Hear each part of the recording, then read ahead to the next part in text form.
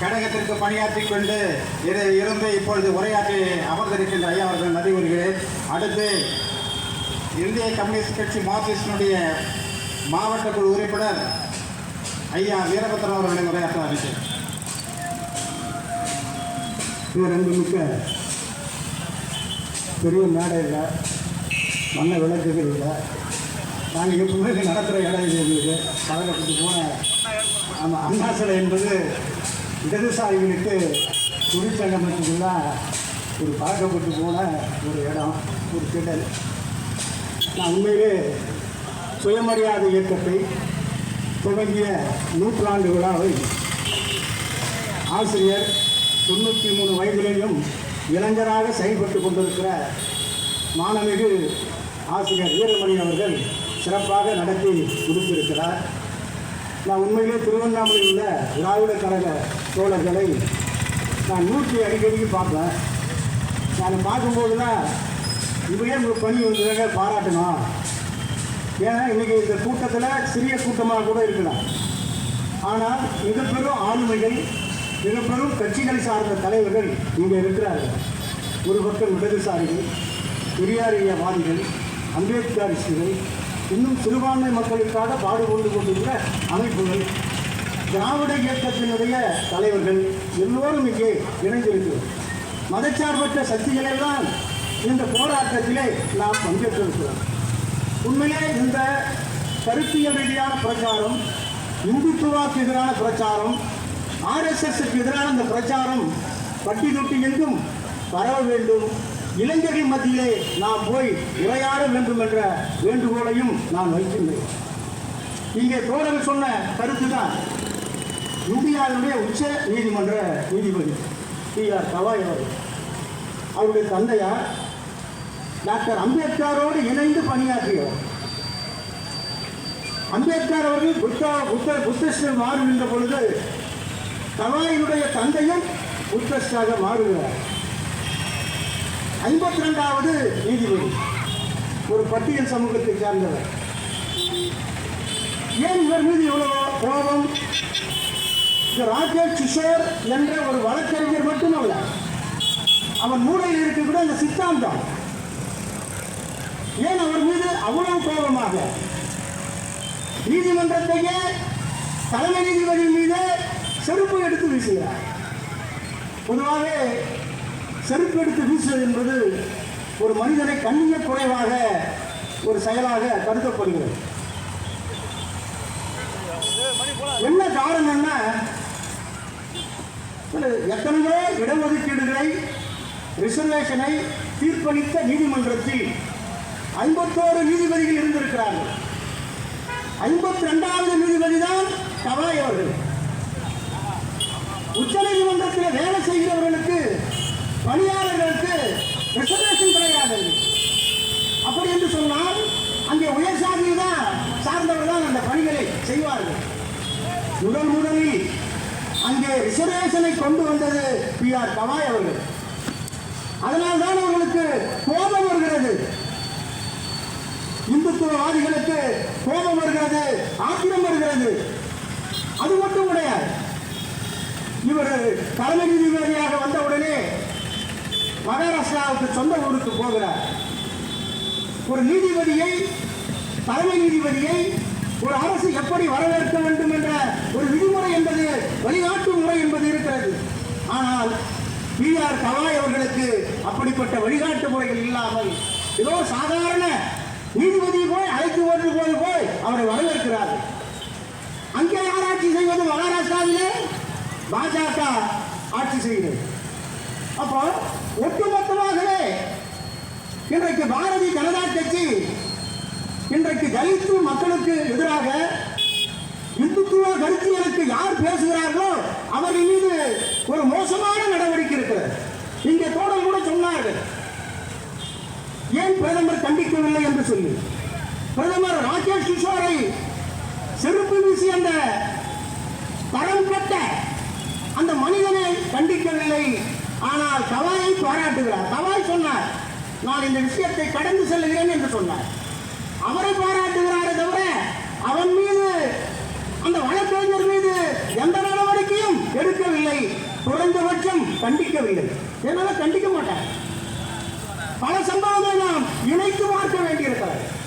இந்த கரூர் சம்பவத்தை ஒட்டி அது ஒரு தனி தலைப்பாக கூட ஜனபதத்திலே விவாதிக்க வேண்டிய, உரையாட வேண்டிய ஒரு சம்பவம் கரூர் சம்பவம்.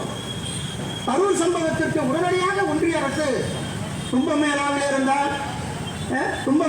இருந்தார்களே, ஏதோ எந்த நடவடிக்கையும் இல்லை. உடனடியாக கரூருக்கு ஹேமமாலினி தலைமையிலே ஒரு குழு வருகிறது.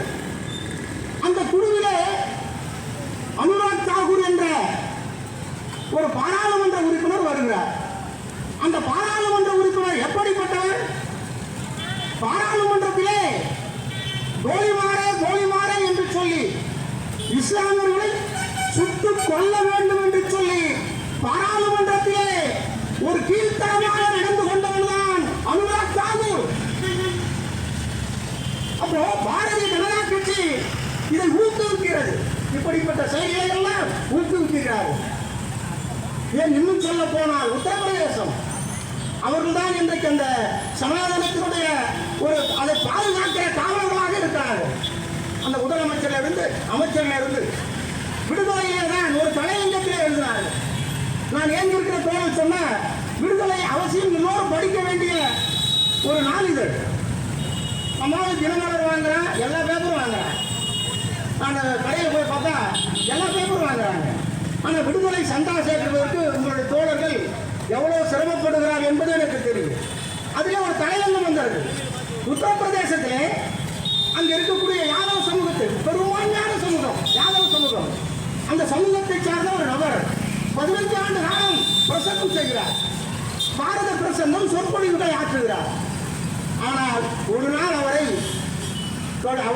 RSS குண்டர்கள் வந்து அடித்து அவரிடத்தில் இருந்த பணத்தை எல்லாம் எடுத்துக்கொண்டு திருடித்துக் கொண்டு அவருடைய உதவியாளரை அடித்து சிறையில் அடைக்கிறார்கள். ஏனென்று சொன்னால் உடனடியாக அந்த உத்தரப்பிரதேசத்துடைய அந்த மாநிலத்தினுடைய அமைச்சர் சொல்லுகிறார், என்ன தெரியுமா, பிரசங்கம் செய்வது எங்களுடைய தொழில், அதான் சனாதனம். பிரசங்கம் செய்வது எங்களுடைய தொழில். எனவே யாதவ சமூகத்தை சார்ந்தவருக்கு பிரசங்கம் சொல்வதற்கு உங்களுக்கு உரிமை இல்லை என்று பகிரங்கமாக ஒரு அமைச்சர் சொல்லுகிறார். அவர் அந்த அமைச்சரும் பதவியில் இருக்கிறார் என்று சொன்னால் ஒரு ஆபத்தான சூழலிலே இந்தியா என்பது சென்று கொண்டிருக்கிறது. இப்ப இந்த கரூர் சம்பவத்திற்கு சிபிஐ விசாரணைக்கு ஒரு நீதிபதியை நியமித்திருக்கிறார். அந்த நீதிபதி எப்படிப்பட்ட நீதிபதி தெரியுமா? அந்த நீதிபதி வந்து சொல்லணும்னா குஜராத் கலவரத்திலே பில்கிஸ் பானி என்கின்ற ஒரு அம்மையாரை, ஒரு நிறைவான கர்ப்பிணி, அந்த RSS குண்டர்கள் அந்த பில்கிஸ் பானுடைய தந்தை உறவினர்கள் எல்லோரையும் கொலை செய்துவிட்டு 3 மாத குழந்தை இருக்கிறது. அந்த குழந்தையை அடித்து கொலை செய்துவிட்டு நிறைவான கர்ப்பிணியை பாலியல் வன்முறை செய்து இறந்து விட்டார் என்று சொல்லுகிறார்கள். அந்த அம்மா வீட்டுக்கு உயிர் போயிட்டு வராங்க. கிருஷ்ணா செதல்வாத் அவர்கள் தான் மகாராஷ்டிராவை சார்ந்த அந்த அம்மையார் தான் அந்த வழக்கை நடத்துகிறார், ஒரு சமூக ஆர்வலர். இப்ப இந்த 11 பேர்களுக்கு தண்டனை கிடைக்கிறது. அந்த தண்டனையிலிருந்து அவரை விடுவித்தது யார் தெரியுமா? கரூருக்கு நீதி வழங்குவதற்காக சிபிஐ அமைச்சிருக்கிறார்களே, உச்சநீதிமன்றத்தினுடைய நீதிபதியுடைய இருக்கக்கூடிய அந்த நபர்தான் பில்கிஸ் பானு கொலை வழக்கிலே குற்றவாளிகளை விடுதலை செய்தவன் என்று சொன்னால் கரூர் சம்பவத்திற்கு நியாயம் கிடைக்குமா? ஒட்டுமொத்தமாக இது ஏதோ பாரதிய ஜனதா கட்சி மற்ற அரசியல் கட்சிகளை போன்ற ஒரு கட்சி என்று நாம் நினைக்கக்கூடாது. பாரதிய ஜனதா கட்சியில் இருந்த தேர்தல் பிரிவில் இருந்த ஒரு நபர் ஒரு புத்தகத்தை எழுதியிருக்கிறார். இந்திய தேர்தல்களில் வெல்லுவது எப்படி என்ற ஒரு புத்தகம். அதை எழுதினவன் பாரதிய ஜனதா கட்சிக்காரர். தொடர்ந்து திட்டமிட்டு ஒரு வேலைகளை அவர்கள் செய்கிறார்கள். எனவே நீங்கள் வந்து இங்கே திமுக நகர செயலாளர் கூட இங்கே சொன்னார், மாநகர செயலாளர் கார்த்திக் வேல்மாறன் அவர்கள், சில மாநிலங்கள் தான் இன்றைக்கு எதிர்கட்சி வரிசையில் இருக்கிறது என்று சொன்னார். அதில் குறிப்பாக சொல்ல வேண்டும் என்று சொன்னால் தமிழ்நாட்டிலே திராவிட முன்னேற்ற கழகம் தொழிலாளிகள் பிரச்சனையே ஏராளமாக இருக்கிறது. ஆனால் அதை விட இந்த மதச்சார்பற்ற சக்திகள் ஒன்றிணைய வேண்டும், ஜனநாயகம் பாதுகாக்கப்பட வேண்டும், இந்தியாவுடைய அரசியல் சட்டம் பாதுகாக்கப்பட வேண்டும் என்பதிலே இடதுசாரிகள் உறுதியாக இருக்கும். அதில் அவர் எழுதுகிறார், இந்த தேர்தலில் எப்படி வெல்லுவது என்று சொன்னால் அவர் பல தந்திரங்களை கடைபிடிப்பார்கள் என்று சொல்லியிருக்கிறார். அதைதான் அவர் கையில் எடுத்திருக்கிறார்கள். ஏன் தமிழ்நாட்டையும் கேரளாவையும் குறிவைத்திருக்கிறார்கள்? தமிழ்நாட்டிலே தமிழக அரசாங்கமும் திராவிட முன்னேற்ற கழகமும் பாரதிய ஜனதா கட்சியை எல்முறை அளவு கூட பிசிறு இல்லாமல் அந்த பிஜேபியை, RSS-ஐ, இந்துத்துவாவை, சமரசற்ற போராட்டத்தை திராவிட முன்னேற்ற கழகம் நடத்தி கொண்டிருக்கிறது. கேரளாவிலே இடதுசாரிகள் ஐயப்பன் கோயிலே அந்த பிரச்சனை வைத்து எவ்வளவோ செய்தார்கள். இப்பொழுது ஐயப்பன் கோவிலே தங்கமான் இல்லை என்று சொல்லி ஒரு பிரச்சனையை கிளப்பி விட்டிருக்கிறார்கள். எனவே ஒரு மோசமான கட்சியாக அதிகாரத்தை சுவைக்க வேண்டும். அவருடைய அஜெண்டா என்ன தெரியுமா? ஏதோ ஆட்சிக்கு வருவது, அதிகாரத்துக்கு வருவது, மக்களுக்கு சேவை செய்வதல்ல. இந்தியாவை இந்து ராஷ்டிரமாக, ஒரு இந்து ராஷ்டிரமாக மாற்ற வேண்டும். இந்து வேறு, இந்து ராஷ்டிரம் வேறு. இந்து மக்கள் அனைத்து மக்களையும் ஏற்றுக்கொள்வார்கள், அனைத்து பண்பாடுகளையும் உள்வாங்கிக் கொள்வார்கள். இந்து ராஷ்டிரம் சிறுபான்மை மக்களுக்கு எதிராக, கிறிஸ்தவர்களுக்கு எதிராக, தலித் மக்களுக்கு எதிராக வர்ணாசிரமத்தை கடைபிடிப்பதுதான், சனாதனத்தை கடைபிடிப்பதுதான் இந்துத்துவம். எனவே அதை எதிர்த்த போராட்டத்தை நாம் வலுவாக நடத்த வேண்டியிருக்கிறது. உத்தரப்பிரதேசத்திலே என்ன தெரியுமா? ஒரு ADGP, ஒரு தலித்து சமூகத்தை சார்ந்தவர், உயரதிகாரிகள் உயர்ஜாதி சார்ந்தவர். ஏனென்று சொன்னால் உத்தரப்பிரதேசத்திலே அந்த மக்கள் தொகையிலே 20% பேர்கள் பிராமணர்கள் இருக்கிறார். அவர்கள்தான் ஒட்டுமொத்தமான அதிகாரத்திலேயும் இருக்கிறார்கள். அந்த ADGP வந்து அவர் சாதி ரீதியாக துன்புறுத்தப்பட்டு துப்பாக்கியால் தன்னைத்தானே சுட்டுக் கொண்டு தற்கொலை செய்து கொண்டு இறந்திருக்கிறான் என்று சொன்னால் இது ஒரு மோசமான நிலைமை என்பது இருக்கிறது. எனவே நாம் தொடர்ச்சியாக போராட வேண்டும். இங்க வந்திருக்கிற அமைப்புகளுக்கும் அதனுடைய தலைவர்களுக்கும் நான் ஒரு வேண்டுகோளை வைக்கிறேன். இன்றைக்கு ஒரு இளைஞர்கள் கூட்டம் ஒரு பக்கம் சென்று கொண்டிருக்கிறது. ஒரு காலத்திலே கல்லூரி என்று சொன்னால் திராவிட இயக்கங்கள் இருக்கும், பெரியார் இயக்கங்கள் இருக்கும், இடதுசாரிகள் இருக்கும். அண்ணாமலை, சிதம்பரம், அண்ணாமலையில் இருக்கக்கூடிய அந்த பல்கலைக்கழகம், சிதம்பரத்தில் இருக்கக்கூடிய அண்ணாமலை பல்கலைக்கழகம் ஏராளமான கம்யூனிஸ்டுகளை உருவாக்கிய ஒரு கோட்டை. ஏன் இதே ஐயா வீரமணி அவர்கள் கூட அண்ணாமலை பல்கலைக்கழகத்திலே படித்தவர் தான். அந்த பெரியாரிஸ்டுகள், திராவிட இயக்கங்கள், இடதுசாரிகள் இருந்தார்கள். இன்றைக்கு மாணவர்கள் அரசியலற்ற போட்டியே இருக்கிறது. நான் இன்னும் குறிப்பாக திராவிட முன்னேற்ற கழகத்திற்கு ஒரு பெரிய கட்சி. ஆனால் நீங்கள் நடத்துகின்ற இப்படிப்பட்ட பிரச்சாரத்தை விடுத்து கல்லூரியில் இருக்கக்கூடிய, பள்ளிகளில் இருக்கக்கூடிய மாணவர்களை சந்தித்து உரையாட வேண்டும். நேற்று தினம் எனக்கு ஒரு அதிர்ச்சியான தகவல். என்னுடைய பேட்டி 3ஆம் வகுப்பு படிக்கிறார், ஒரு தனியார் பள்ளிக்கூடத்தில் படிக்கிறார். அவன் என்னிடத்தில் ஒரு கேள்வி கேட்டார். என்ன கேள்வி தெரியுமா? பார்த்தா நீ விஜய்க்கு ஓட்டு போட போறியா, ஸ்டாலினுக்கு ஓட்டு போட போறியான்னு கேட்டார். அது மட்டுமல்ல, அது 3ஆம் வகுப்பு படிக்கிற என்னுடைய பேட்டிய சக மாணவர்களோடு, பிள்ளைகளோடு அவங்க என்ன விளையாட்டு விடுவாங்கன்னு சொன்னா, யாரு விஜய்க்கு ஓட்டு போடுறது, யாரு ஸ்டாலினுக்கு ஓட்டு போடுறது. என் பேட்டி சொல்லிட்டு நான் ஸ்டாலினுக்கு தான் ஓட்டு போடுவேன் அப்படின்னு சொல்லிட்டு 8 வயது குழந்தை மட்டியே ஒரு ஆபத்தான போக்கு. இன்றைக்கு இருக்கக்கூடிய சமூக ஊடகங்கள், இந்த மீடியா சமூகம், இன்றைக்கு செல்போன் இல்லாமல் ஒரு குழந்தை இருக்கிறதா? சோறு ஊட்ட வேண்டும் என்று சொன்னால் கூட, உணவு ஊட்டும் என்று சொன்னால் கூட தாய் செல்போனை கொடுத்து விட்டு தான் சாப்பாடே ஊட்டுறேன். அப்போ சிறியவர்கள் இருந்து, பெரியவர்கள் இருந்து, வயதானவர்கள் இருந்து அத்தனை பேரும் சமூக ஊடகத்திலே செல்போனிலே முடிந்திருக்கிறோம்.